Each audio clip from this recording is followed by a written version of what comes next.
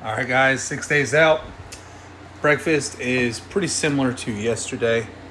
Just made my French toast. Haven't put my chocolate syrup on there yet, sugar free. And got a serving and a half of plain Greek yogurt with a serving of PB Fit sugar free and a sprinkle of chocolate syrup in there too. Got my pre-workout. So all in all, we're looking at about 650 to 700 calories. No rice cakes this morning, not carbing up today. Going to have a lower carb day. And protein-wise, we're looking around 80 grams. Carbohydrate-wise, counting the fiber, we're looking around probably about 80 as well for breakfast. So that is breakfast this morning.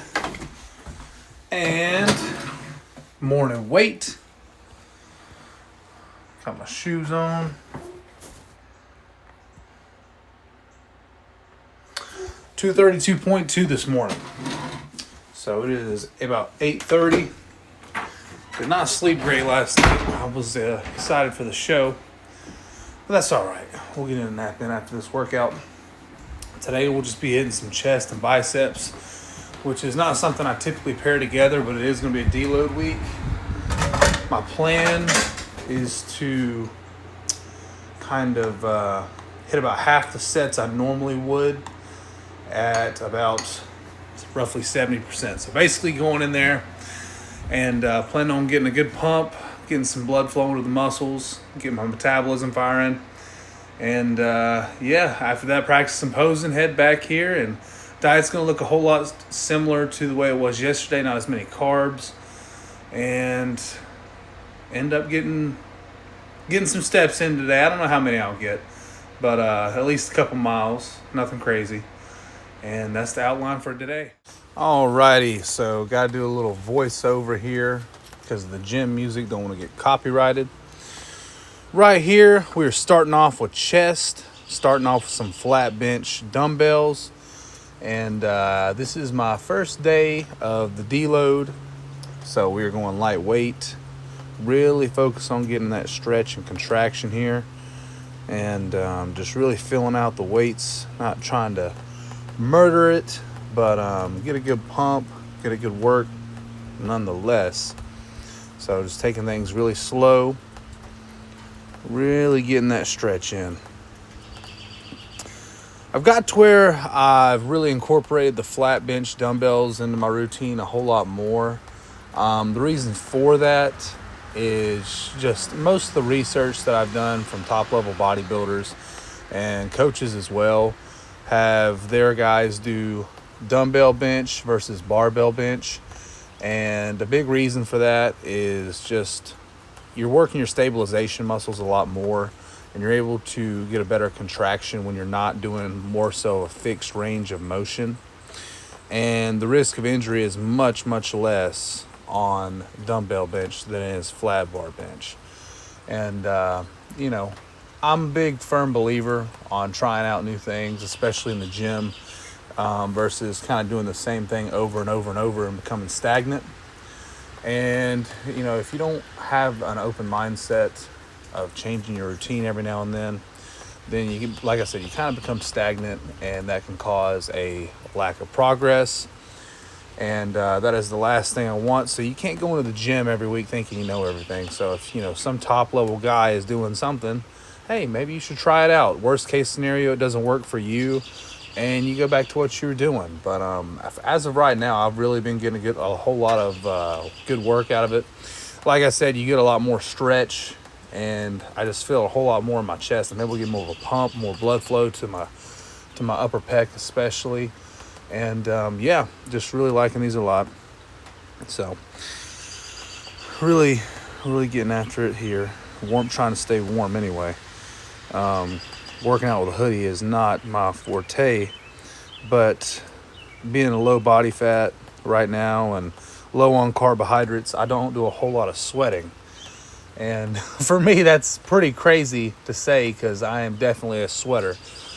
But just really trying to make sure everything stays nice and tight like it should be. Don't want to risk injury, keep my body as warm as I can, and just be smart about it. Just be smart.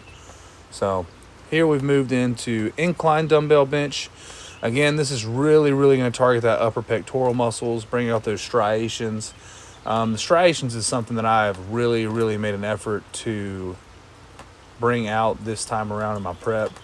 And in all honesty, striations come with body fat. You've got to have a low body fat to have any type of striations. That's just as simple as you can put it. You know, you can build as much muscle as you can and as much muscle as you want, but if your body fat's not low, you're not going to be able to see them. However, if you can put on as much muscle tissue as you can, then whenever you do get that body fat low, they are really going to pop. And that is something I feel like I've made drastic improvements on this time around. So that is what I really pushed for on this last week of kind of deloading, is, you know, with the light weights, just really getting that good contraction and squeeze. And yeah, just really trying to get a lot of blood flow to my chest and do what I can. So finishing up this set here, and we'll see what I go into next. I'm doing anywhere from, I believe, 15 to 20 reps, if I remember right here, which typically I try to stick between 10 and 12.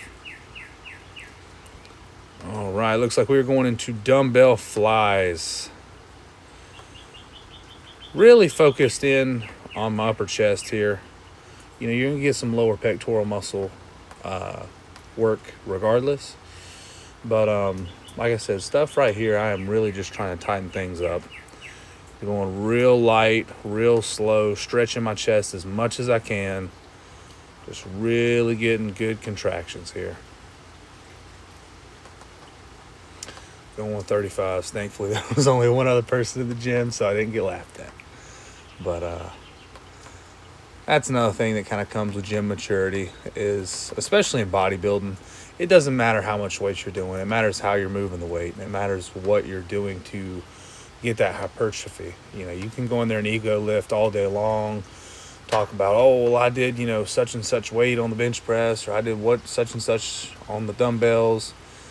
Yeah, but are you really progressing the way that your goals are set up for? If your goal is to move a lot of weight, then fantastic. If your goal is hypertrophy, okay, well, you moved a lot of weight, but how exactly did you do as far as breaking down that muscle tissue? How much blood flow did you get to it? How well of a pump did your body respond to it? How much of a muscle stimulus did you create? You know, there's more to it than just throwing around heavy weight, using shitty form, and, you know, time under tension is important. So, you know, especially in these last couple weeks when you're trying to make sure you don't get injured, the last thing you want to go in there and do something stupid with some explosive movement and bam, all of a sudden you've got a pec tear, or, you know, something that, you know, you can't work past, that's going to absolutely derail your progress, to say the least. So just doing 2 sets of everything here. After this, I'm going into, I believe, pec flies. One of my favorite movements for getting a good pump in my chest. I absolutely love these pec delt machine. One of my favorite things to hit. Doing it real nice and slow, trying to really squeeze it at the top. 1 1000, 2 1000, 3 1000. Like I said, at the top, getting a squeeze each time and letting it down nice and slow, getting that concentric as well as the eccentric. That is essential when trying to create hypertrophy. This is not a machine that I'm using to build strength. Like I said, I'm using it to build muscle, build detail. That's my goal here as a bodybuilder. Not as concerned about being strong. Now, you know, being strong kicks ass, don't get me wrong. And this absolutely will get you stronger, for sure. But there is a big difference in training as far as training for strength and training for hypertrophy. And a lot of people don't realize that. They think moving weight is moving weight. And, you know, to the average person that's not going into the gym with a set goal in mind, that's, you know, going to be efficient. It's going to get you results regardless. But depending on how high your goals are for what specific goal you're shooting for, that's going to really be the make or break difference on how you need to be training. So, coming up on a close here on my pec machine.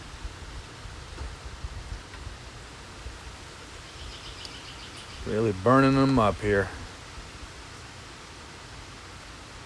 And finished. Another thing you can add on to these, like I said, if I wasn't just deloading this week, I like to pyramid those down. So, for example, if I'm going, just throwing out numbers to make it easy, 150 pounds, I'll do as many as I can do with 150, and then I can drop it down to 110, keep going immediately.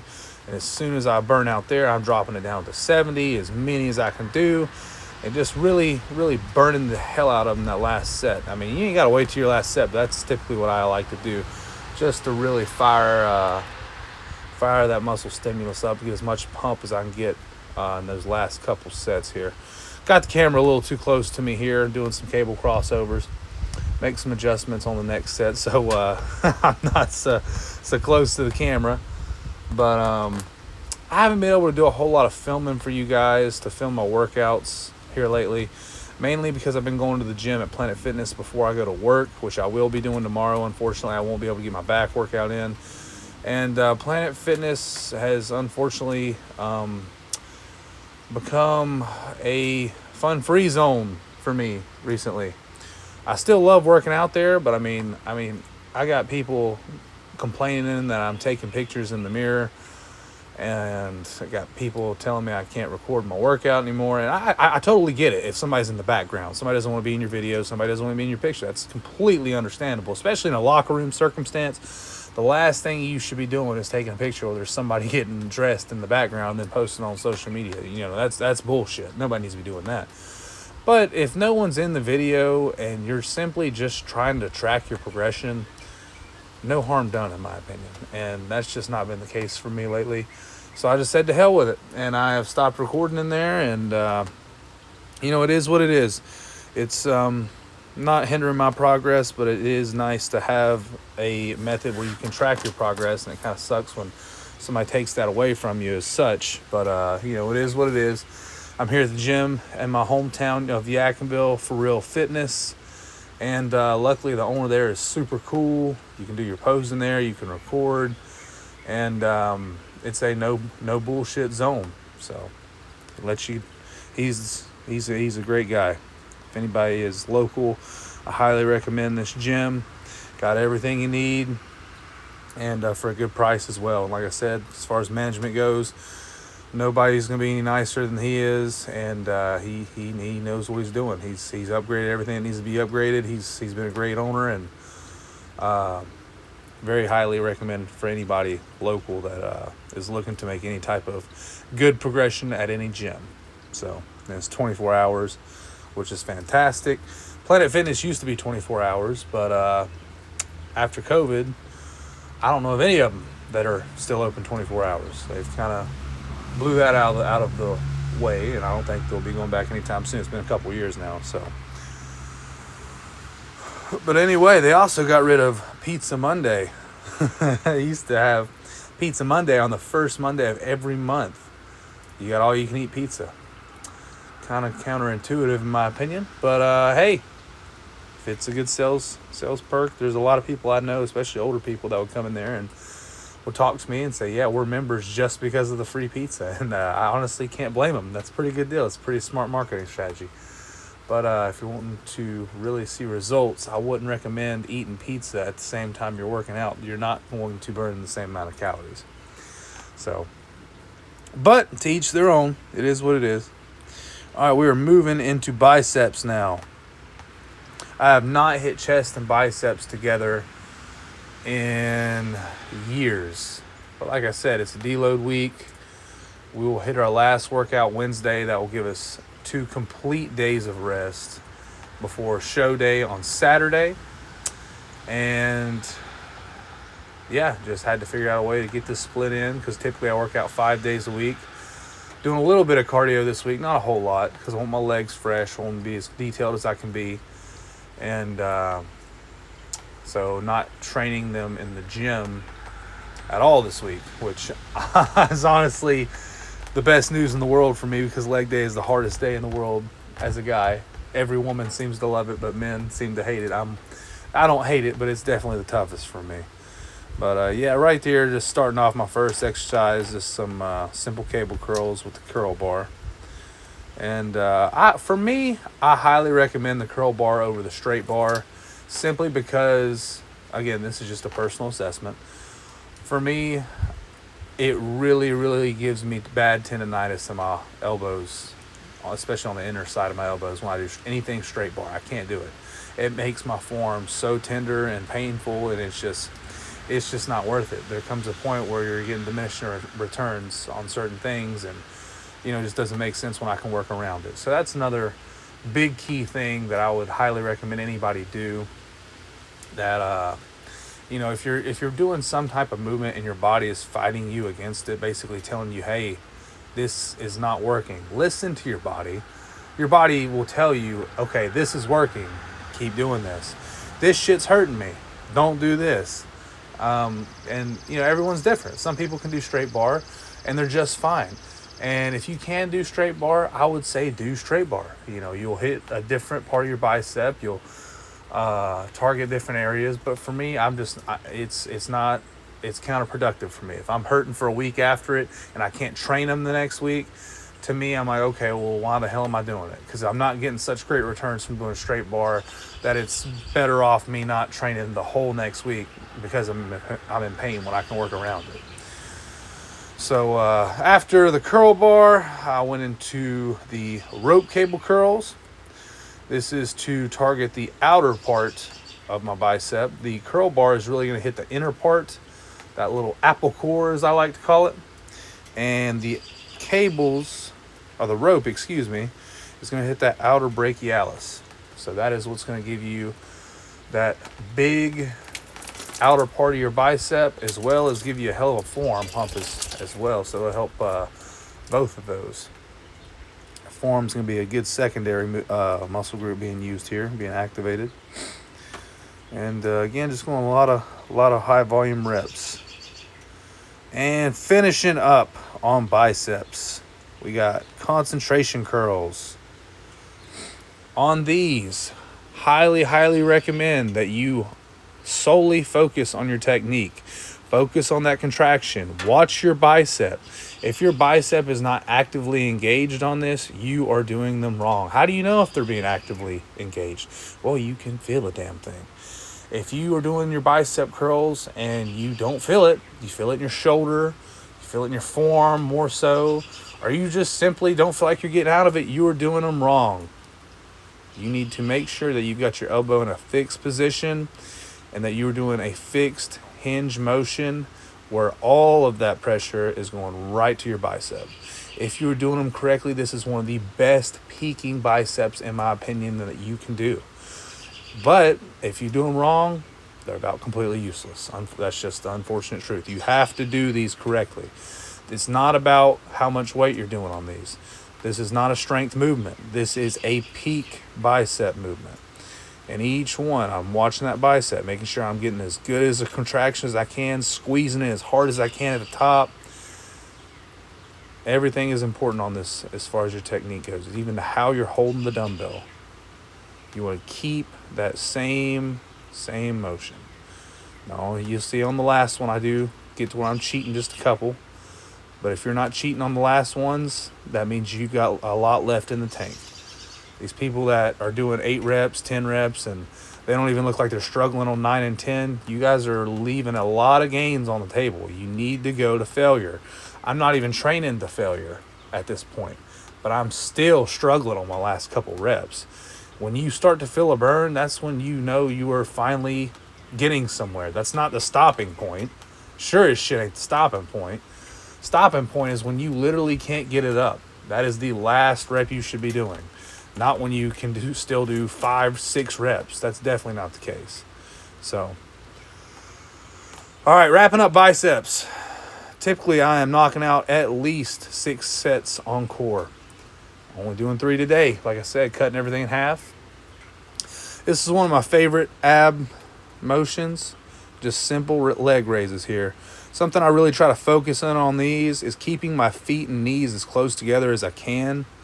That's going to keep all that pressure and tension on my abdominals, especially my lower ones. If you let your feet kind of spread out a little bit, it kind of turns into a more of like a lower hip, and you're engaging your thighs more.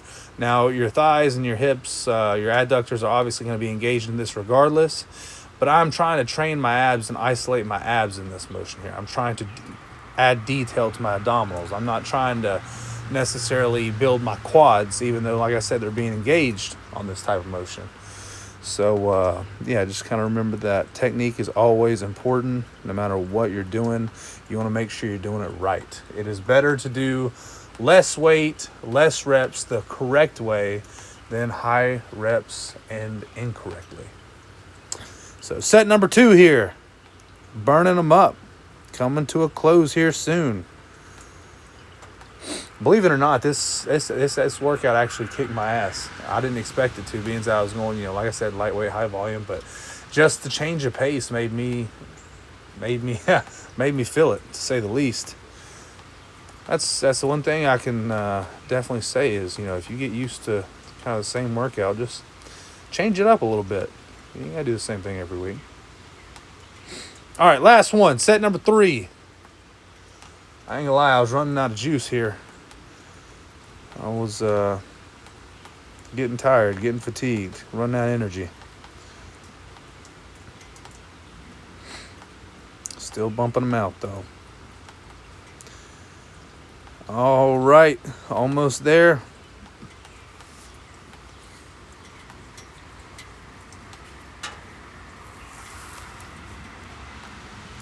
All righty, we got, let's see, 2 more, I believe. 1 and 2. And we are done. All right, guys, just got back from chest, biceps, and core. Went fantastic. Feel great. Got a really good pump. This is the post-workout meal. We got our chicken, asparagus, 1 cup of rice, flavored water, and some green apple Gatorade Zero. Replace some electrolytes, some sodium, get a little bit of protein and carbohydrates, and probably have 1 to 2 servings more of some carbohydrates for the rest of the day. But I'll probably cut it around, let's see, it's 11:21 now. Probably cut my main carbs around 2 or 3 o'clock today. Like I said, it's not going to be a very high carb day, but it's not going to be super, super low either like it would be on Wednesday and Thursday. Wednesday, I'll really bring carbs back, and then Thursday will be a tough one. I'm going to really deplete myself Thursday so I can really deplete my glycogen storages for the day before. And then we'll carb back up Friday and hopefully be feeling good, feeling out. Still got a good pump going from the gym. I've been back for about 30 minutes, but veins are still popping pretty good. I'll upload my workout too. Probably have to do a voiceover over my workout because the music was playing in the background. YouTube will copyright it. But yeah, I did super lightweight and just did a lot more reps. Just really, really focused on my contractions, my form, my stretch. But overall, I mean, I kicked ass. I mean, I'm beat. I'm tired. Usually I do about, mid-20s as far as sets on chest. I really like to hit high volume on chest. I really enjoy my chest workouts. Cut that in half, did 12. Same thing with biceps. Typically I do 12. I did 6, and then I usually do 6 sets of core. I just did 3. So all my sets I basically just cut in half, cut down the weight, up the volume and reps. And it was like I said, it was a nice change of pace to kick my ass. I'm tired. I really got something good out of it. And like I said, about to eat this meal now. Give me a little nap, wake up, go for a walk.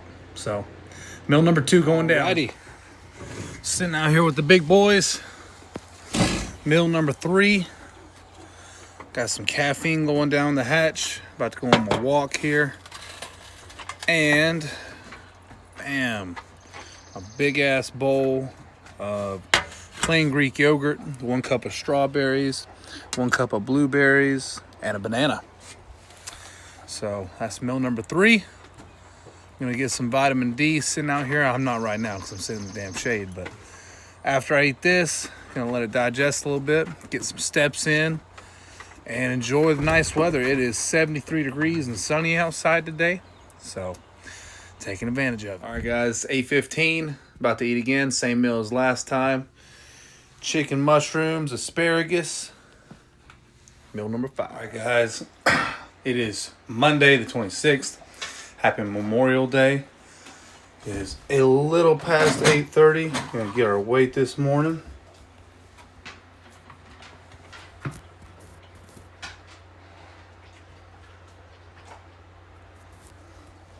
$230.2. Honestly, felt a little under 230 this morning.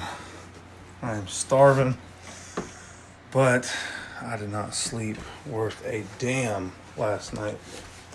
My nerves, man. I'm excited for the show. I go to bed and I'm exhausted, tired. And then I lay down and I start thinking about the show, and it's messing up my sleep. But it's all right. I'm going to try to make it through the day without taking a nap. Of course, it would be raining and gray today, so it'd be a perfect day to take a nap. But my thought processing is there. If I don't take a nap today, so I woke up pretty late, comparatively speaking. Woke up a little past 7:30. And I got to get up tomorrow morning about 4:30.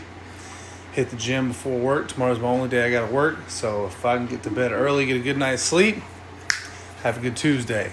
So about to have breakfast. Going to have the same thing that I had yesterday.